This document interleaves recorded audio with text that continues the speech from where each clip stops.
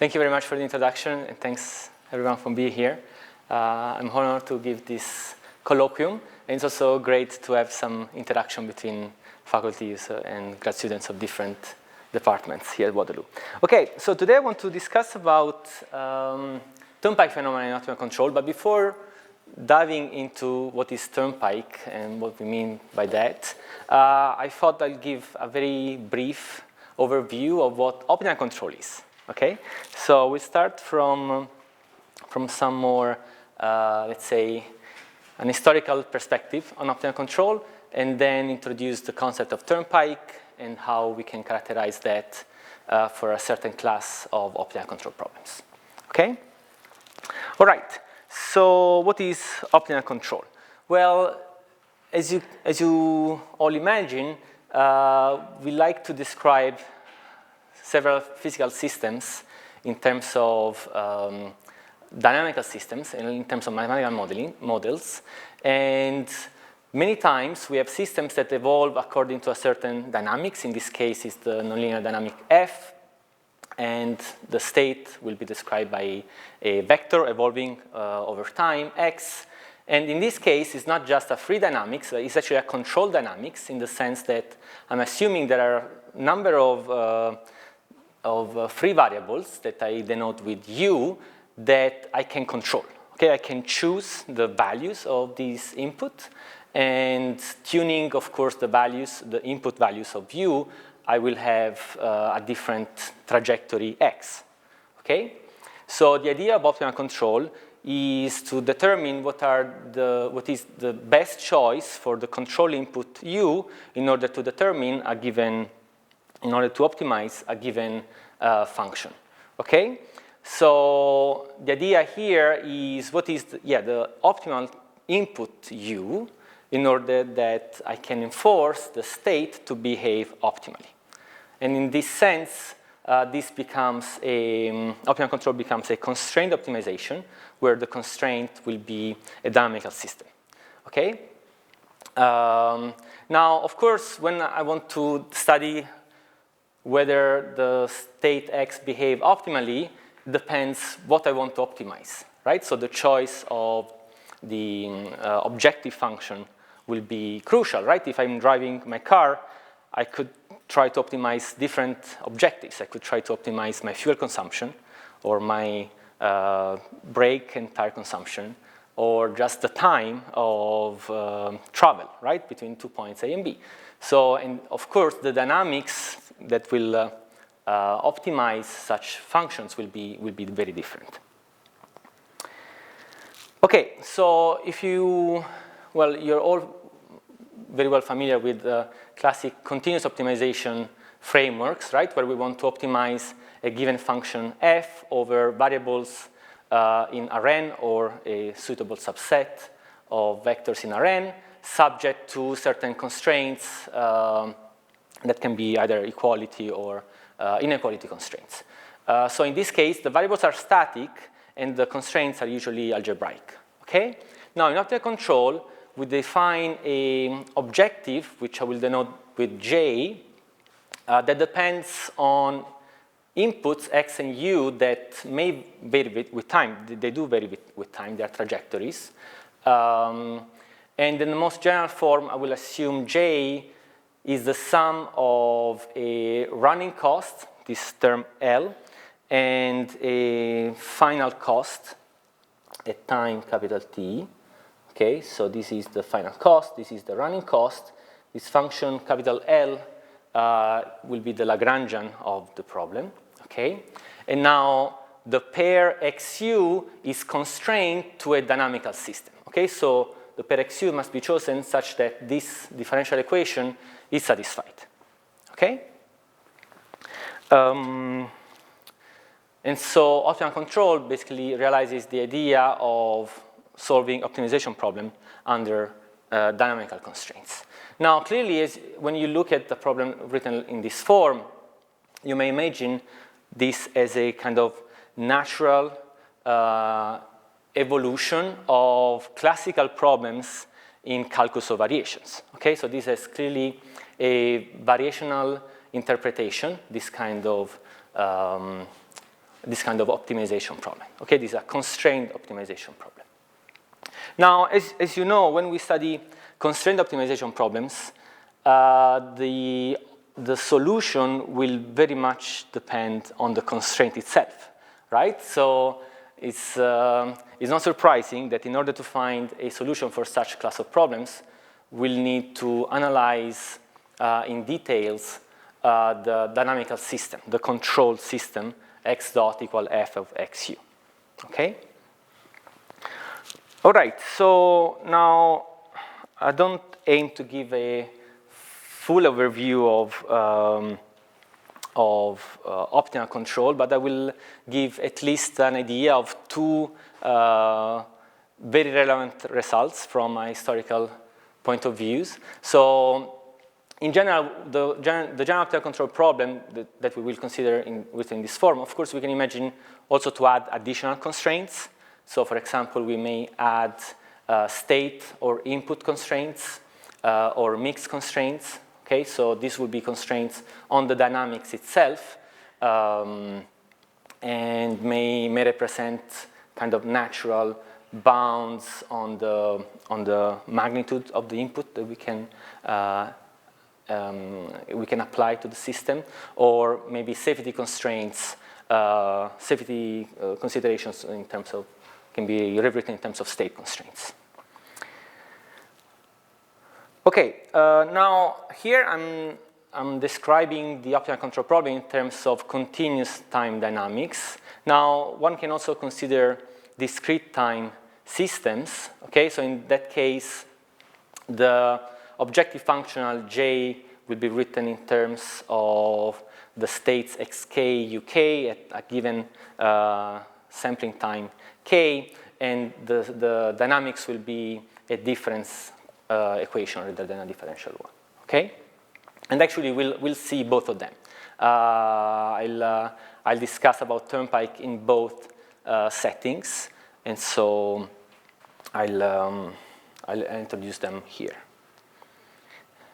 Okay, now from a historical point of view, although optimal control is naturally rooted in calculus of variations, so you may imagine, you may think of the first development in calculus of variations by Euler, Lagrange, and then Hamilton in the 18th and 19th century. A very substantial development of optimal control happened right after the Second World War in the so-called race to the moon. Okay, so there were many problems from this race to the moon, like the moon landing and the trajectory tracking, that basically fueled the development of new techniques in optimal control. And so taking this into account, it's not surprising that two very fundamental contributions in the theory of optimal control are due to the Russian and American school during those years, during those decades. So, and actually they came up with the two very different results, okay? They are kind of complementary. So the Russian school, well, the most prominent researcher was von Triagin and collaborators, came up with the maximum principle. And in US, Richard Bellman developed the dynamic programming principle, which is nowadays very popular due to its application in reinforcement learning, but actually was developed for optimal control, okay? And the techniques they leverage are quite different. So the Pontryagin maximum principle uses the variational viewpoint that I just described in the previous slide, and leads to introduce the adjoint state of the system, okay? And whereas the Bellman dynamic programming principle uses a recursive approach and leads to define the Hamilton-Jacobi-Bellman partial differential equation that describes the optimal control in a feedback form, okay? And I'll just spend a couple of slides to describe each of these two results, and then move on to discuss about more recent research development. Okay, so you may imagine if you're dealing with that constrained optimization problem, you might introduce the augmented Lagrangian, where now the Lagrangian multiplier is not just a vector, will be time dependent. Okay, so now this becomes a function, this Lagrangian multiplier lambda t, one multiplier for each time. Okay, for each time instance. And so we can define the augmented functional in this natural way, and the Hamiltonian associated to the system. And this is somehow, well, these are some ideas that, that Pontryagin used. So once we write the Hamiltonian of the system, then we realize we can write the optimality conditions in order to, that will be necessary conditions for the optimal control that will solve a certain systems. Okay, as the dynamics on X, which we started with, then another differential equation for the adjoint state, and then the optimality condition on the control. Okay, so Pontryagin maximum principle, well, in an informal way, can be stated in this form.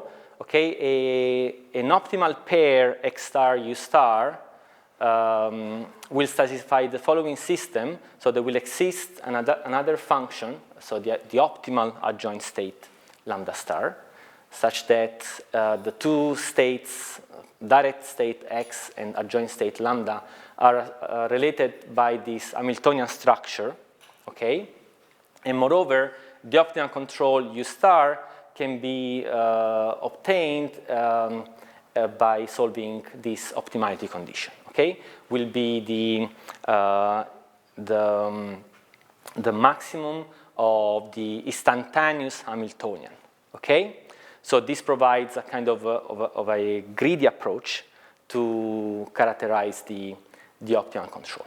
Okay, but it's important that this condition, Pontryagin maximum principle, is a necessary condition for optimality. Okay, so we assume that we have an optimal pair X star U star, and then we can prove certain properties of these functions.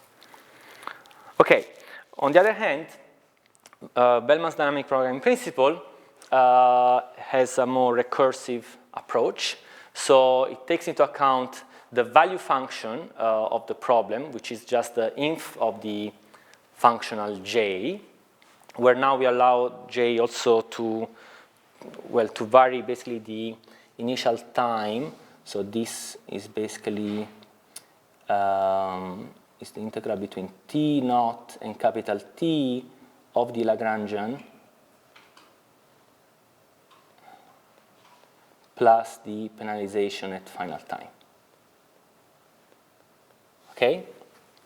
So if we do that, the dynamic programming principle says a very trivial statement.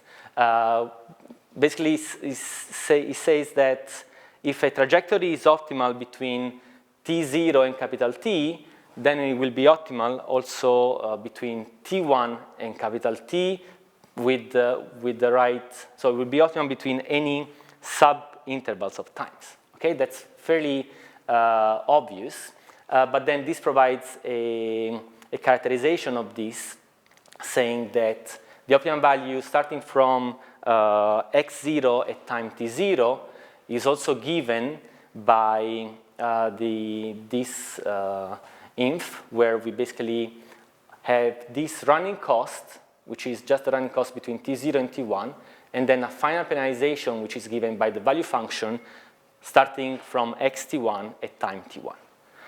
Okay? Now here, from this fairly obvious observation, Bellman was able to derive a sufficient condition for optimal controls. So deriving the value function, there we obtain the Hamilton-Jacobi-Bellman partial differential equation, this HAB, which is a nonlinear partial differential equation. So it's usually quite challenging to solve. That's why this result is fairly theoretical.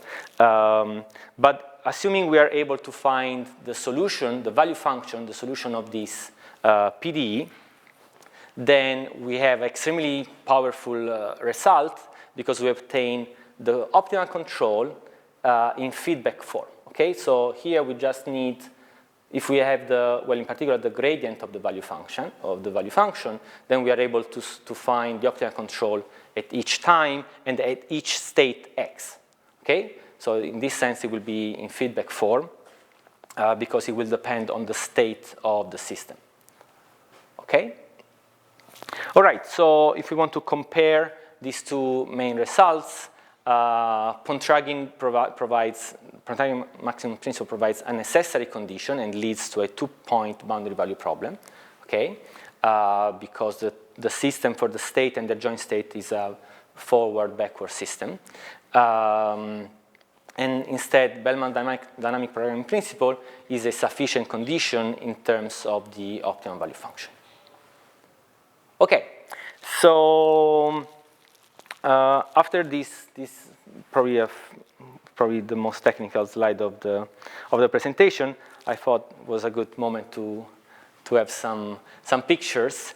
Now, you shall imagine this formulation is able to encompass a number of applications. As I mentioned, major development were done for aerospace, but then nowadays optimal control finds applications in automotive, aeronautics.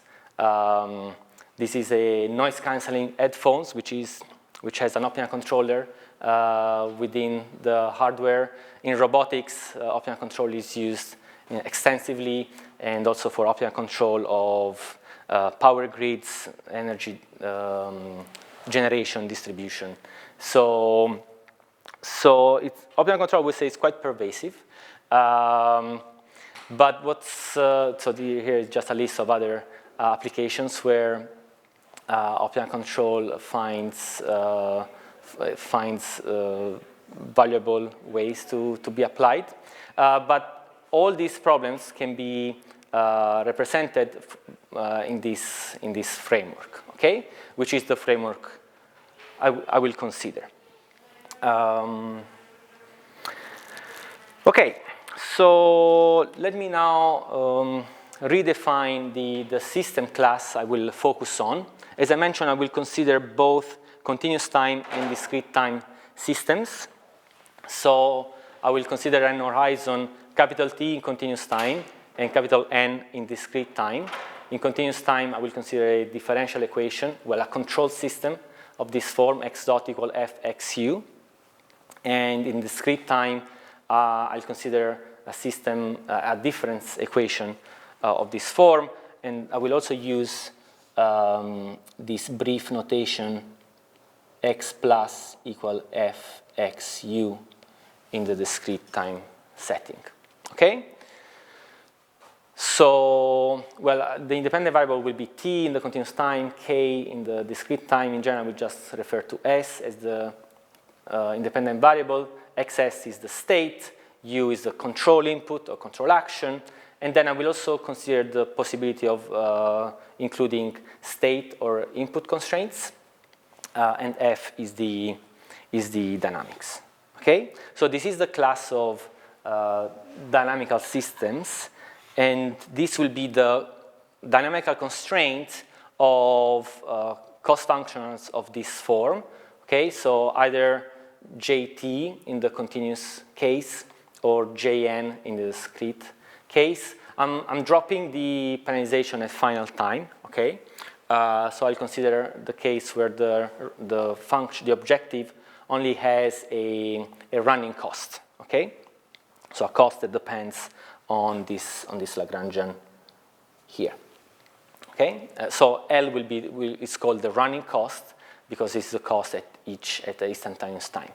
Okay, and clearly we want to minimize these objectives where the pair xu is constrained to be a solution of the nonlinear systems at the previous slide.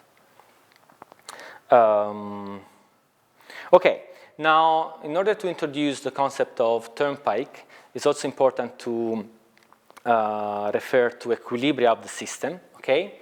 So now in the continuous time case, an equilibrium point of the system is a pair xc ue such that fxc ue is equal to 0. And instead, in discrete time, an equilibrium point satisfies this condition. Okay, fxc_ue is equal to xc. Okay, so these are not just equilibrium of the free dynamics, right? These are equilibria of the control system. Okay, so this is a pair xu. Okay, so what is the Turnpike property? I like to always start with this citation, this quotation by a book by Dorfman, Samuelson, and Solow from the 50s. As you can see, so far I've been referring to very recent works only. So the idea of Turnpike in American English, I discovered is another word for a highway or a tollway. Okay, so I didn't know that. And the way they interpret this property is that when I want to move from an origin to a destination that are far apart, enough far apart, then it usually pays off to take some extra millage at either end and get to the closer turnpike and cover most of the distance at the best rate of travel. Okay? So that's, that's why they call this property Turnpike, and we will see that's what happens in some optimal control problems. I will give a couple of very basic examples to illustrate this property.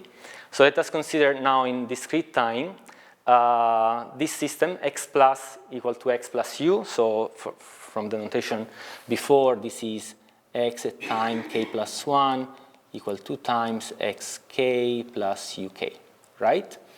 So the objective is to keep the state of this system inside a bounded interval minus 2, 2, while minimizing the control effort u.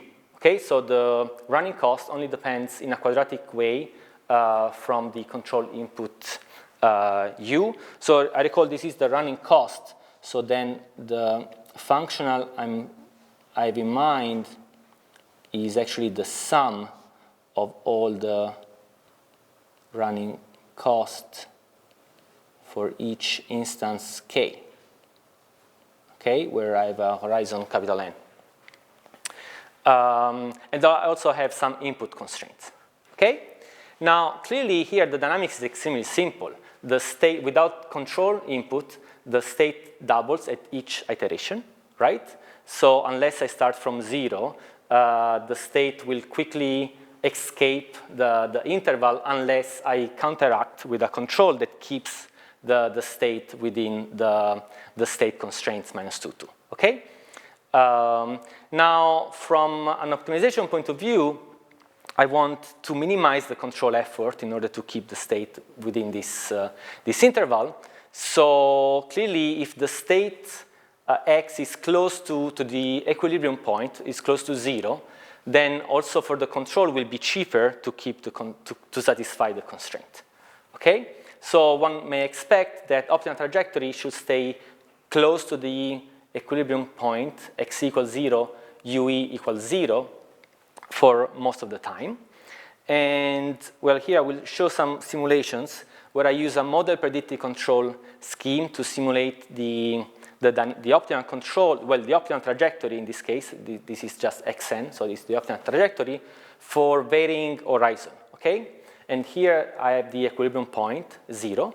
And so for an horizon n equal 5, the optimal trajectory will have, starting from 1.5, will have a certain dynamic. So the control will push the solution down, and then at some point it will stop acting because it will realize, okay, at horizon 5, the dynamic will stop anyway, and even if I do not act, I will still satisfy the constraint. So the best way to optimize the running cost u squared is just to have 0 control.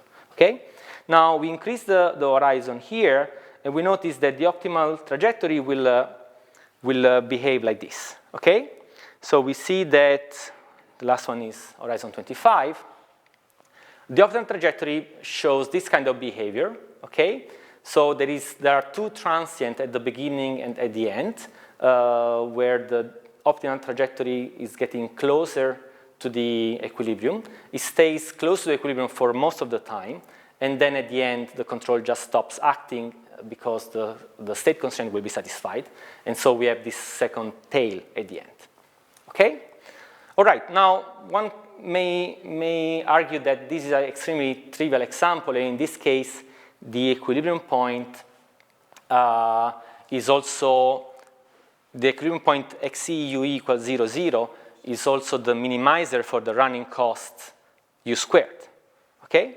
So let me consider also a slightly less obvious example. Okay? So this is a 1D macroeconomic model from the 70s where the dynamics is again very simple. The dynamics next step is just the control input that I choose at the previous step. But the running cost is nonlinear, okay? So it's as a log structure and takes into account both the state X and the control U.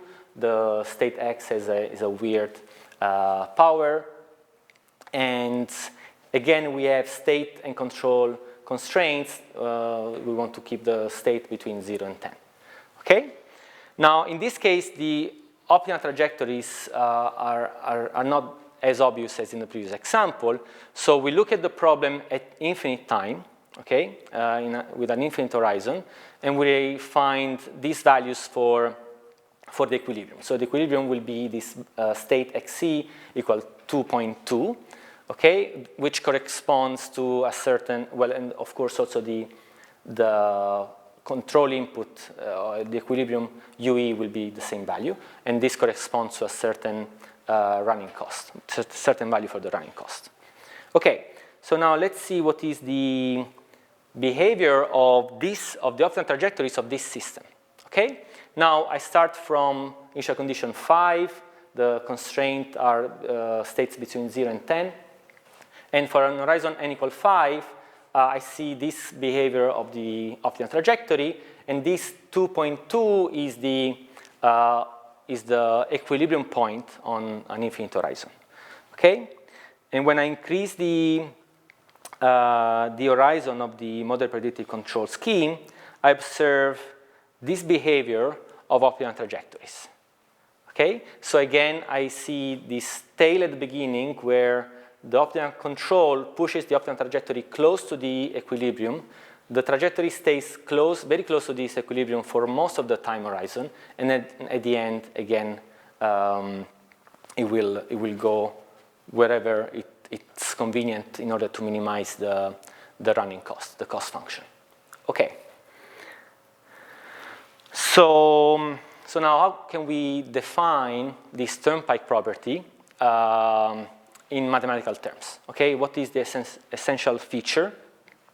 Well, in this discrete time setting, we realize that if we fix a given interval around the equilibrium point, in this case it's just 0, and in blue we have this interval, then the number of points, the number of time instances where the optimal trajectory is outside of this interval is bounded independently on the horizon capital N.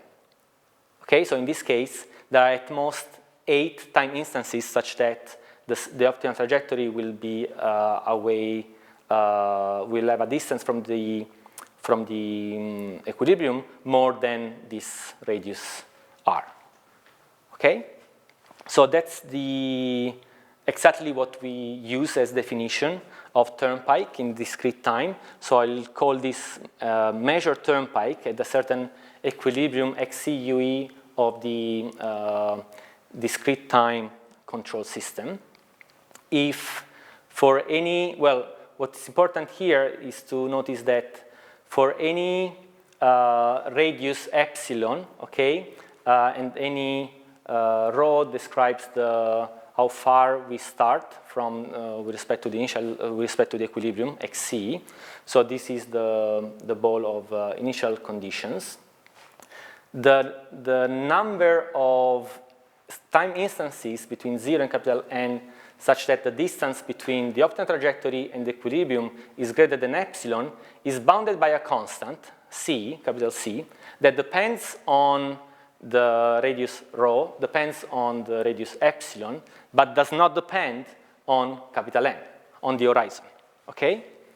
So, of course, if I make epsilon smaller, C will increase. If I make rho bigger, C will increase, but this constant does not depend on capital N, okay? So here we're just counting the number of elements in this set.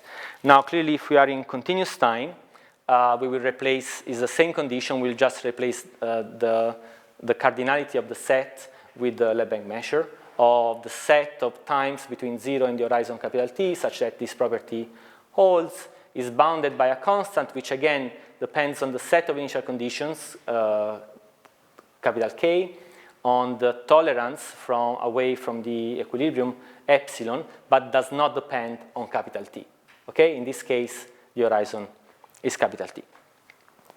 Okay, so when we first noticed this property in some optimal control problems, we thought this is a very specific and unusual property. Because, I mean, we did not have much experience observing that. But now, with the analysis that I will show you, we actually realize that this is a fairly generic property of optimal control systems. It's just that we were not looking at them from the right perspective. Okay? Now, there are several notions of Turnpike by now. But I will just focus on a couple of them. So this is the measured Turnpike property, and then another one which provides a more quantitative estimate of the dependence of this right-hand side from the parameter of the definition, is the integral exponential Turnpike property. Okay, in this case, I specify, well, this can be with or without this term on the control. If I want to compare this directly, I should just think of this term. So the distance between the optimal trajectory and the equilibrium xc is exponentially close to 0 as soon as t is sufficiently far away from 0 and from capital T. Okay, so this gives, in this sense, it gives a more quantitative behavior, and also this describes precisely the two tails that we have seen in the examples at t close to 0 and at t close to capital T, the end of the time horizon. Okay, so in this definition we do not have this kind of interpretation or this kind of detail. Okay. Let me give a very incomplete list of references that studied Turnpike properties in optimal control problem. So as I mentioned, this property was first studied independently from the mathematical economics community since the first part of the 20th century. And then this is the book I mentioned before, and some works by McKinsey as well in the 80s. Now, from a mathematical control point of view, the community was not aware of this property until just recently, okay? And since a couple of papers came emphasizing this property of optimal control problems, then there's been an explosion of works in this topic. So here I just refer very few works in the continuous time and in discrete time. So there are a lot of works by Zazua and collaborators. Trela is one of them. Lars Grune, which is also my collaborator in the papers in the results I will present today, and more recent ones, which I'll not list here. But what I want to emphasize are a couple of things. So first of all, here in this talk I will focus on the case where the Turnpike reference is an equilibrium point of the system, okay, of the control system. Actually, Turnpike properties have been investigated also towards non-equilibrium points, namely periodic orbits of the control system. Okay, and here there are some references on them.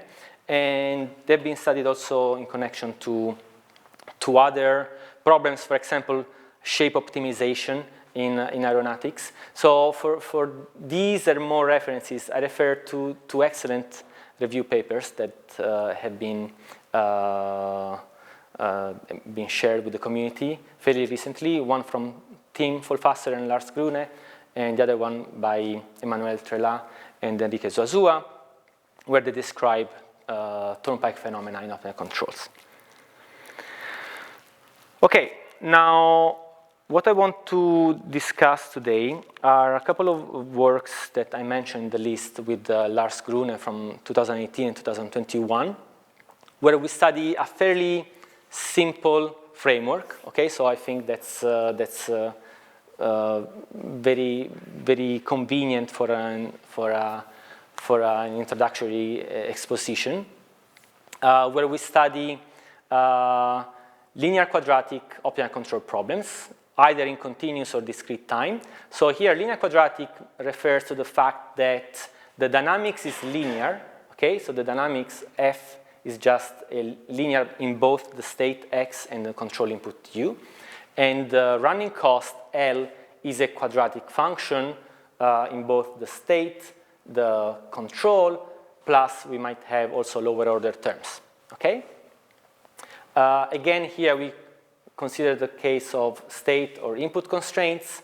The terms A, B, C, D, A, B, Q, R appearing here, these are just matrices of appropriate dimension, right? So if the state is in Rn, here we need A is n by n, B will be n by m, and this will be just square matrices, n by n, and R will be m by m. Okay? Now, since I want to take into account also the presence of control of input and state constraints, I shall make sure to consider this optimization problem over admissible controls, which are just control sequences that ensure that the state constraints will always be satisfied. Okay? And that's also important. I will assume that this matrix R is positive definite, so I always want to penalize the quadratic term of the control in my running cost, and Q is positive semi-definite. Okay, so we might not have this term in the running cost, which is indeed the case of example 1 that we have seen before. Okay, so a concept that will be very important for us is the concept of unobservable eigenvalues for the system AB. So assuming the positive semi-definite matrix Q can be written in terms of C, and R is positive definite, so I'll call a eigenvalue mu of the matrix A unobservable if the corresponding eigenvector V is in the null space of C. Okay, so here we see how it's really important to study the interplay between the optimization function, in this case the running cost, and the dynamics itself. Okay, so this requires an interplay between eigenvalues or eigenvectors of A and the matrix Q or C. Okay, these are very important because it's easy to realize that well, clearly, if an eigenvector is unobservable, this term will become 0, okay, when computed over V, and this is the same also for solution of the control system with initial condition V when we do not apply any control. Okay, so this is the free dynamics starting from this unobservable eigenvector will not be seen by this quadratic term of the running cost. Okay, so this is the characterization of Turnpike that we obtained with Lars in the continuous time in 2021. There is a discrete time counterpart that appeared earlier and states the following. It's basically a characterization of Turnpike in terms of structural properties of the control system. Okay? So here we assume that the pair AB is stabilizable, and there are no state constraints. Okay? So X is just Rn. U can be a subset of Rm, or we can have input constraints. Then we have a characterization of Turnpike at an equilibrium point in the interior of the constraint set in terms of a spectral property that is readily very easy to check, which is that all unobservable eigenvalues of the matrix A must be stable. Okay, must have a real part which is negative. And well, this is exactly what in control theory is called detectability of the pair AC. Okay, where A is the matrix of the dynamics and C is the matrix of the quadratic term in the running cost. Okay? Now the proof of this is based on an intermediate concept that is equivalent to both I and double I, which is strict dissipativity of the system at an equilibrium. Okay? So I will quickly refer to what this is. I know I've not introduced strict dissipativity so far. So basically we prove the equivalence between strict dissipativity and Turnpike, and then we characterize strict dissipativity in terms of these spectral conditions. Okay? And in these cases, well, the equilibrium points in I and triple I actually are the same, and indeed the Turnpike is of exponential type. Okay, so we have an exponential convergence towards the Turnpike at both endpoints, at both transient subintervals. Okay, so this is the characterization in case we do not have state constraints. And then if we have bounded state constraints, so this is a complementary result, then we can characterize Turnpike, again in terms of a spectral condition, which actually turns out to be much weaker. Because in this case, the Turnpike and equilibrium in the interior of the constraint set is equivalent to this request. All unobservable eigenvalues of the matrix A must have real part which is non-zero. Okay? And also in this case, we can characterize this in terms of another strict predissipativity condition. And also in this case, we actually get an exponential Turnpike. Okay? Now, this shows that this and also the previous theorem show how generic this Turnpike property is. Okay? So requiring that A does not have unobservable eigenvalues that have zero real part is a very mild assumption. Okay? Okay, so let me comment more on the role of state constraints. So as I said, it's evident that in case of bounded state constraints, we actually require a less restrictive condition. Okay, so unobservable eigenvalues can either go to zero or diverge to infinity if we have bounded state constraints. Instead, if we do not have bounded state constraints, then we need that all the unobservable eigenvalues must be stable, so they must go to zero on their own, okay, even without the action of the control. And this is kind of counterintuitive, but that's what we realize. So somehow the presence of state constraints help to reinforce the Turnpike property. Okay? All right, so this is just a diagram of the, let's say, the diagram that we followed for the proof. Okay? So we first proved that Turnpike property at a certain equilibrium is equivalent to strict dissipativity of the system at the same equilibrium point. And then we characterize strict dissipativity in terms of this spectral condition. Okay? So this is for continuous time and no state constraints. This is what we have for discrete time and no state constraints. Okay? So it's exactly the same scheme, but now the spectral condition requires that unobservable eigenvalues of the matrix A must be in the unit disk. Okay? And clearly, if we have bounded state constraints, then this can be weakened, requiring that unobservable eigenvalues do not have norm equal 1. So are not exactly on the unit disk. Okay? All right, so just another side result. So we're saying if you have Turnpike at a certain equilibrium, then this is the same equilibrium where we have both Turnpike and strict dissipativity. Actually, together with Juking Lee, a former master student here at Waterloo, now a PhD candidate at University of Illinois, Urbana-Champaign,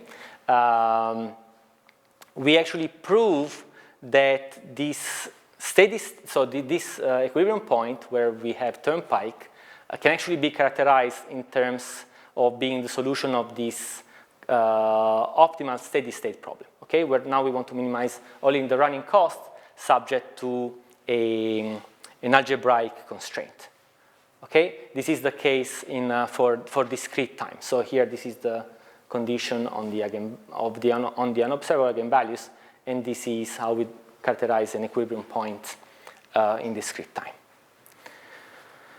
Okay, how much time do I have? Okay, I think that's plenty. I will probably not need all of that. So just let me go back to the examples that I introduced before. So before we have seen the Turnpike appearing for this kind of optimization problem, right? Now, based on what we have seen in our characterization, what can we say? Well, in this case, there is no quadratic term penalizing the state in the running cost, okay? So Q and C are just 0. The matrix A is just a constant 2, so the only eigenvalue of the dynamics is 2, okay? Which has norm greater than 1, right? So this is in discrete time. So clearly, based on our theorems, we can claim that we will have Turnpike. And clearly, since C is 0, this eigenvalue is unobservable, okay? So this means that the Turnpike will hold if we have bounded state constraints, okay? And it will not hold if we have no constraints on the state, okay? And well, clearly here it's easy to see what happens if we do not have any state constraint. The solution of the optimization is just taking u equal to 0, so the state will diverge to either plus or negative infinity unless we start from the initial condition 0, okay, which is a fairly trivial case.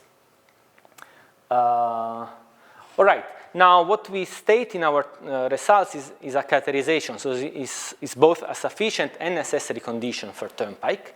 So we may also use this to disprove the appearance of Turnpike. For example, in this slight modification of the previous example, I just changed the eigenvalue to be 1, okay? So in this case, even with bounded state constraints, we are not able to conclude that the Turnpike will hold.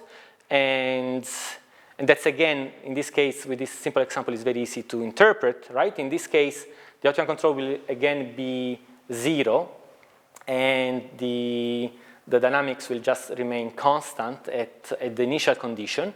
So unless we choose as initial condition the equilibrium point, of course, we will not approach the Turnpike, okay? The dynamics will not force the optimal trajectory to get closer to the Turnpike.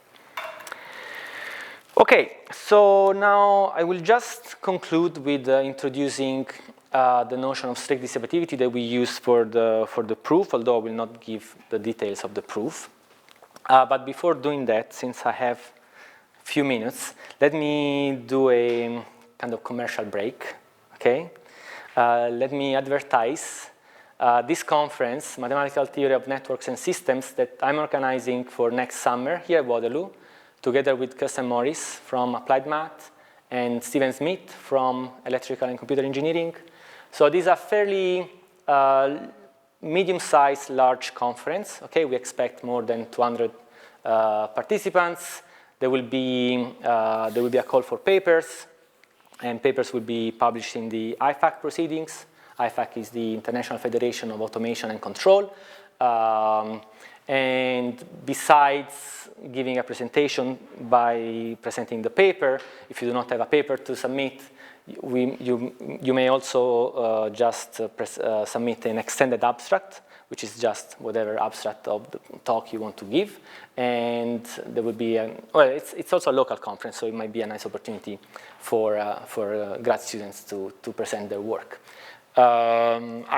I know for sure other C&O faculty members joined the MTNS in previous editions, and that's going to be only the second time this conference takes place in Canada. Okay, the first time was in Montreal in 1975.